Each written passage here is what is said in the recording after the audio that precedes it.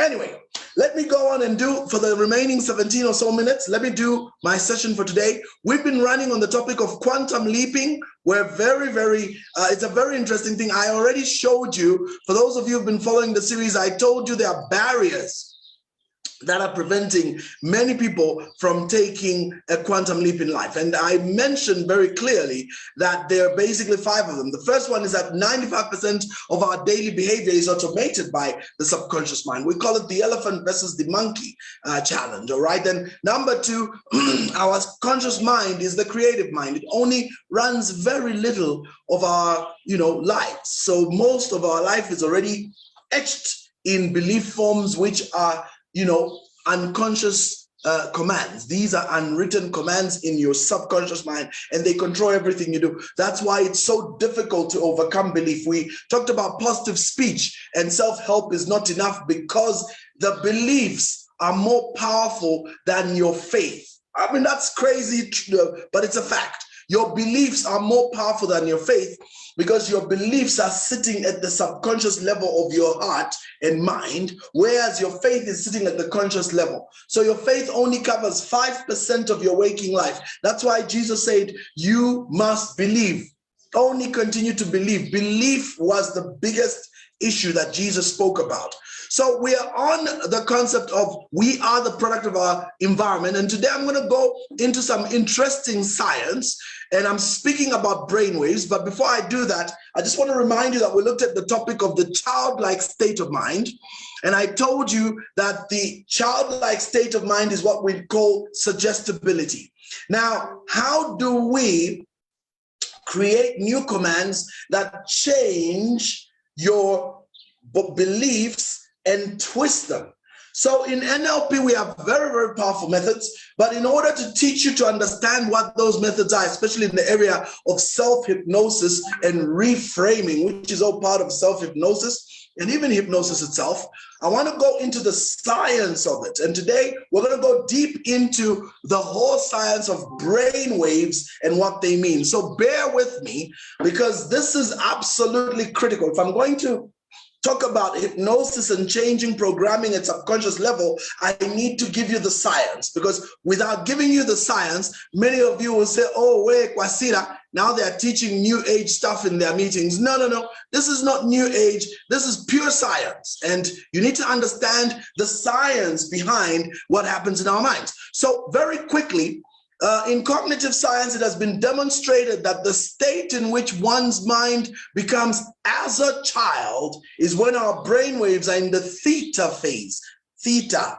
Now, in order to understand these various brain waves and in their implications, we're going to study them one by one. Now, where did this childlike mindset come from? Matthew chapter 18, verse 1-4 says, at the time the disciples came to Jesus saying, who then is the greatest in the kingdom of heaven? Then Jesus called a little child to him, set him in the midst of them, and said, assuredly I say to you, unless you are converted and become as little children, you will by no means enter the kingdom of heaven. Therefore, whoever humbles himself as a little child is the greatest in the kingdom of heaven. That's an amazing truth. When I learned about this topic I'm about to teach you, and then I remember the Holy Spirit reminded me about the childlike state of faith. That's when it hit home. That's when it really made sense. That's when I understood, oh, I see. That's why Jesus says, be like little children, because when you are like a child, your mindset is totally different. So let's jump in. The first kind of waves, there are about 5 types of waves, are what we call the delta waves. Now, these are about 0.5 to 3 hertz. Hertz are cycles. So 3 hertz per second, okay? These are massive, slow, loud brain waves. They are low frequency and deeply penetrating like a drum beat. They are generated in the deepest meditation and dreamless sleep. So when you are sleeping and you sink into the deepest of sleep, where you're literally like a dead person, that's your delta waves. That's when your waves are producing the delta waveform. Okay, so delta waves suspend external awareness and are the source of empathy. So when you're in delta wave form or phase, there is absolutely no awareness of your environment. Okay, Healing and regeneration are stimulated in this stage, and that is why deep restorative sleep is so essential to the healing process and detoxification of the body. And it is the reason why many healthy people empty their bowels when they wake up in the morning. Here's a very interesting truth. So if you are looking for detox, the best time detox takes place is when you're in deep delta wave sleep. Yep, that's it. So in this phase of sleep is when the body goes into deep restorative process and all the toxins in your body are gotten rid of. Like I say, it is the reason why many people, the moment they wake up, they empty their bowels, because the body now has an opportunity to do a lot of inner cleansing. It is the reason why in health, it is not recommended to eat heavy as you go to bed. Because when you eat very heavy and then sleep within an hour of that kind of meal, a heavy meal, what it does is it forces the body to begin digesting, and that draws resources away from the healing process that comes with delta wave sleep.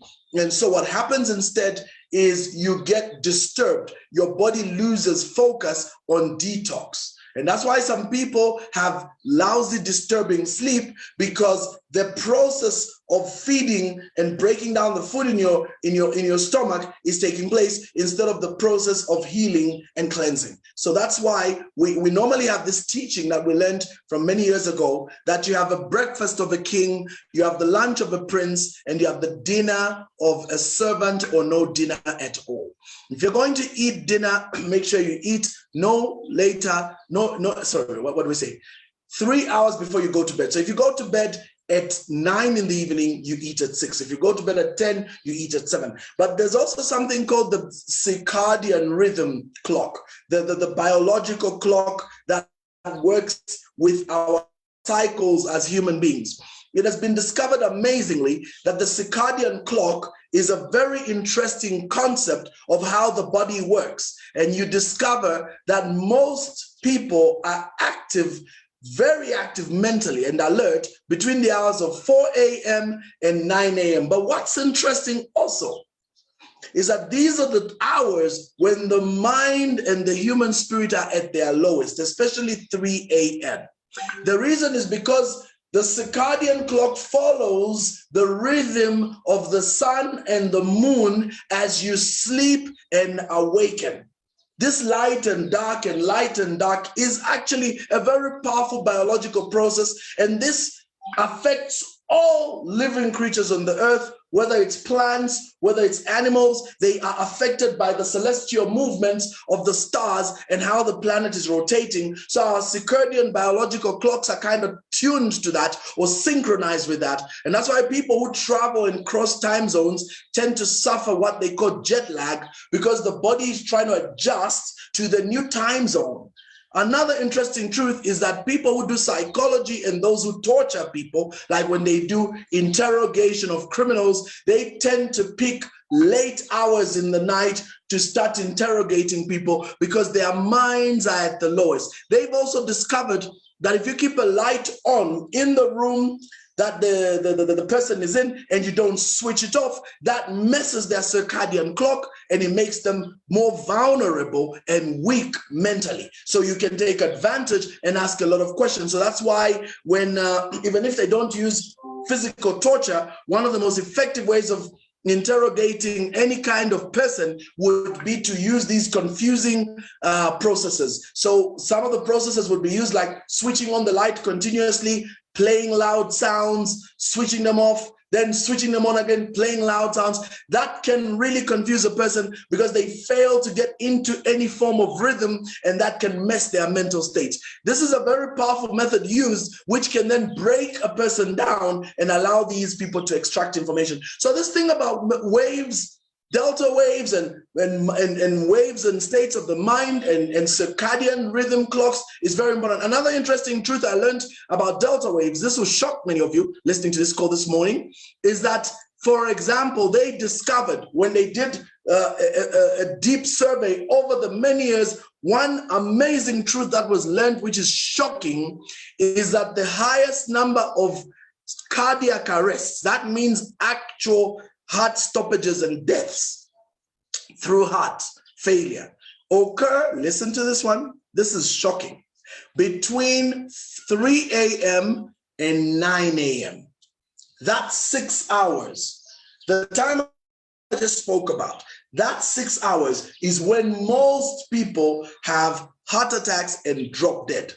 So when they were doing a research to why that is so, it was discovered it's because the circadian clock and the rhythm is in dis-ease. It's out of sync. Why is it out of sync? Because these people are living in a state of stress. And I'll get to show you that when we start talking about the two states of life, which I think I kind of hinted on, but I'll really go into it. And then now you'll get the sense of it. The two states of life, stress and survival versus peace and creativity. A lot of people are living in the stress and survival phase. And when you live in the stress and survival phase, many cannot sink into this delta wave sleep.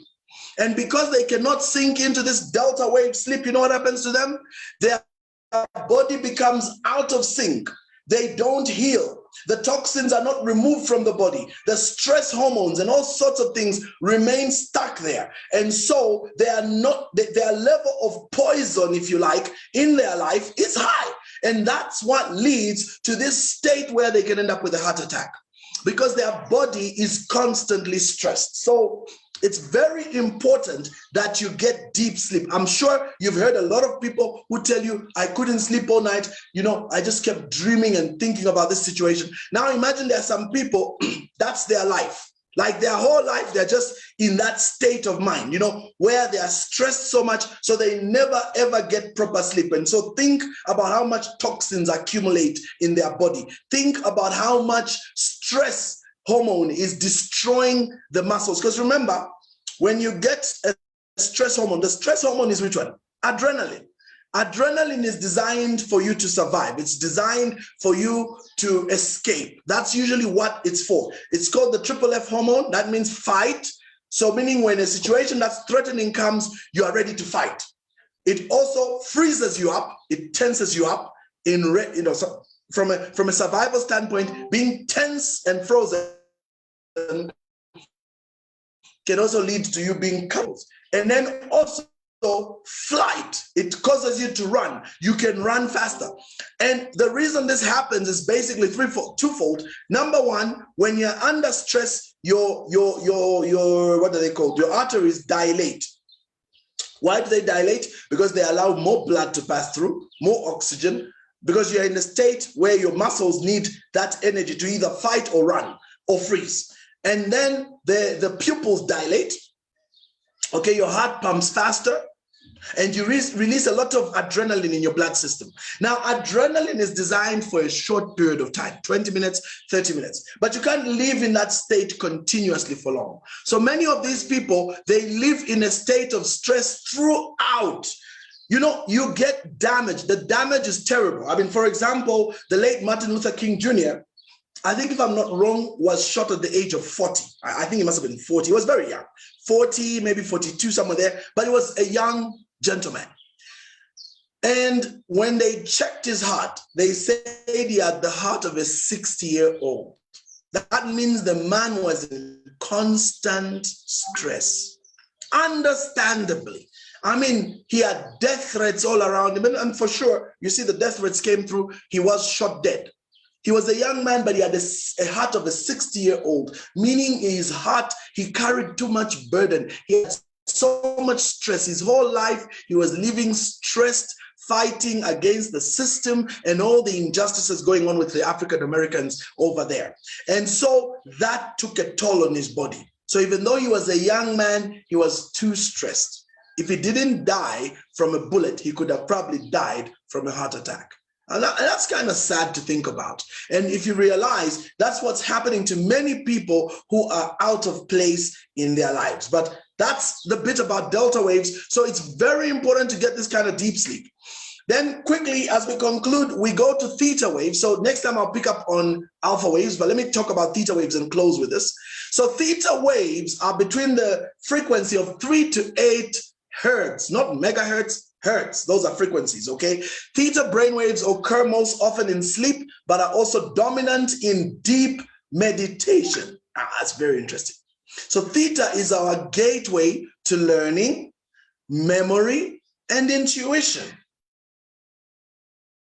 In theta, our senses are withdrawn from the external world and focused on signals originating from within ourselves.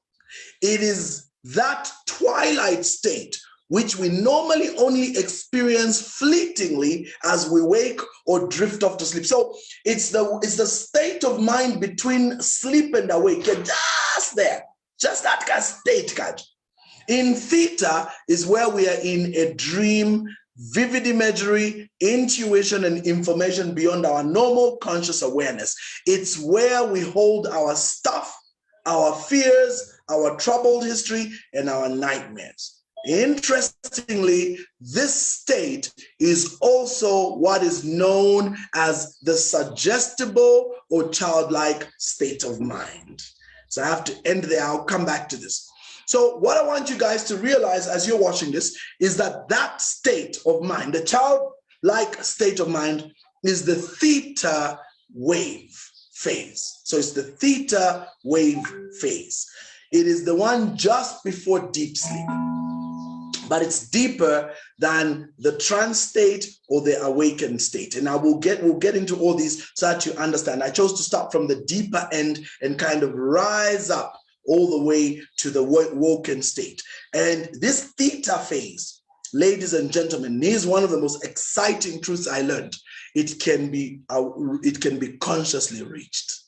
The theta wave phase can be constantly reached. Can be reached. And there are two ways it can be reached: as you drift off to sleep or in deep hypnosis.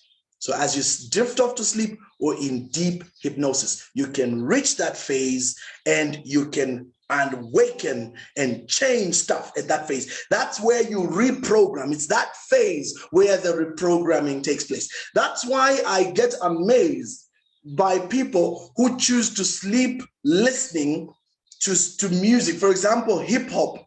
A lot of hip hop has very, very negative content, and some people will sleep listening to that.